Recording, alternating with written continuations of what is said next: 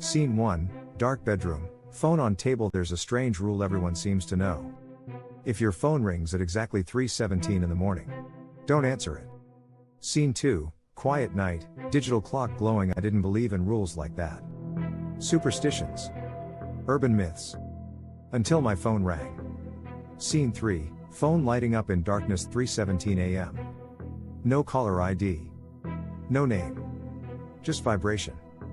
Buzzing softly beside my bed. Scene 4, hand reaching toward phone. I stared at it for a long time. It stopped. Then rang again. Scene 5, call answered, silence against my better judgment. I answered. Hello? Nothing. No breathing. No static. No background noise. Just silence. Scene 6, whisper begins. Then a whisper came through the speaker. Not loud. Not angry. Soft. You looked at me first. Scene 7, confused expression, phone lowered. I pulled the phone away from my ear. My heart started racing. I don't know you, I said. The call ended. Scene 8, room darker than before. I tried to sleep. But the room felt different. Colder. Heavier. Like someone else was standing there. Scene 9, closet door slightly open. I heard a quiet sound. A slow inhale. Not from the phone. From inside my room. Scene 10, phone lights up again. My phone lit up. A message from the same unknown number. You shouldn't have answered. Scene 11, clock shows 3:18 a.m. I checked the time.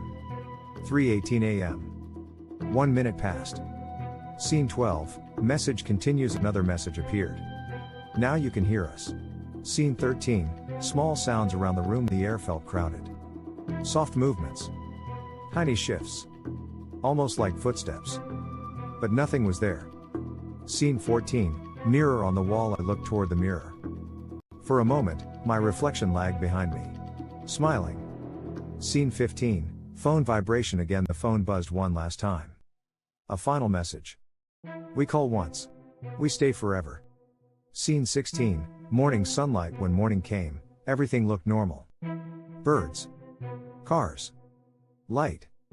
But the silence felt different.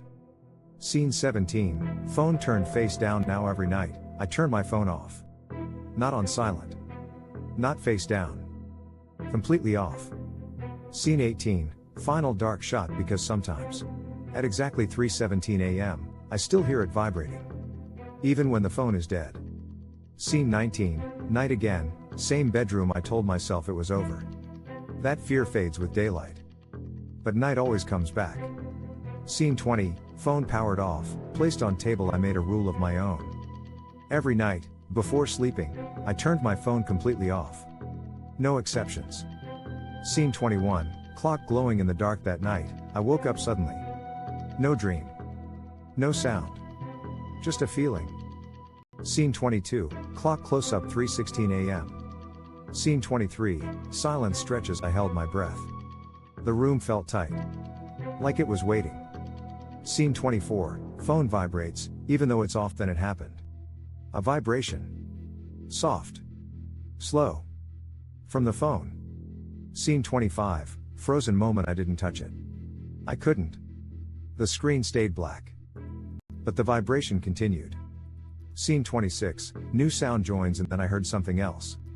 Whispering. Not from the phone. From the walls. Scene 27, overlapping whispers, indistinct voices layered together.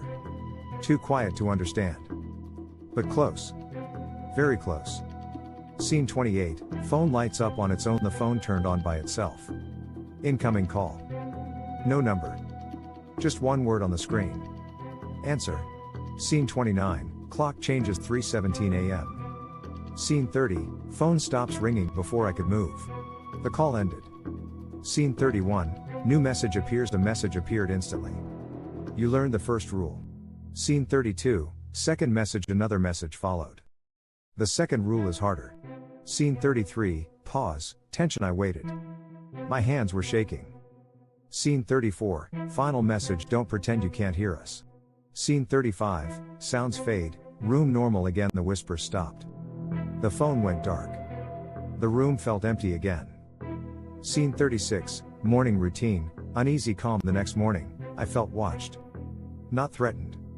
Observed. Like something was checking my behavior. Scene 37, phone notification during the day at exactly 3:17 p.m. My phone buzzed. A reminder I never set. Scene 38, text on screen practice listening. Scene 39, final slow fade, now I understand. They don't want answers. They want attention. Scene 40, ending hook, and once they know you can hear them. They never stop calling. I passed that wall every day. On my way to the kitchen. To the bathroom. Back to my room. The wall was always blank, pale paint, nothing special.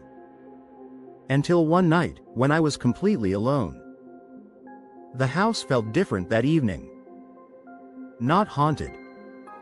Not cold. Just attentive. Like it was waiting for something. I turned the corner and froze. There was a door where there had never been one before. Plain wood. No handle. No hinges visible. Just a door. I stared at it, trying to remember if it had always been there. It hadn't. I knew the layout of my house too well. But the door looked old, worn edges, faint scratches, as if it had been opened thousands of times. I reached for my phone. Before I could unlock the screen, the lights flickered. Once. Twice. Then steadied. The door remained. I told myself it was stress. Lack of sleep. The kind of hallucination people joke about. So I walked closer. The air near the door felt thicker. Warmer. Like breathing inside someone else's breath. I knocked. The sound was wrong. It didn't echo. It didn't feel like wood. It felt like knocking on something hollow, but alive. Then I heard it. A sound from the other side. Not footsteps. Not breathing.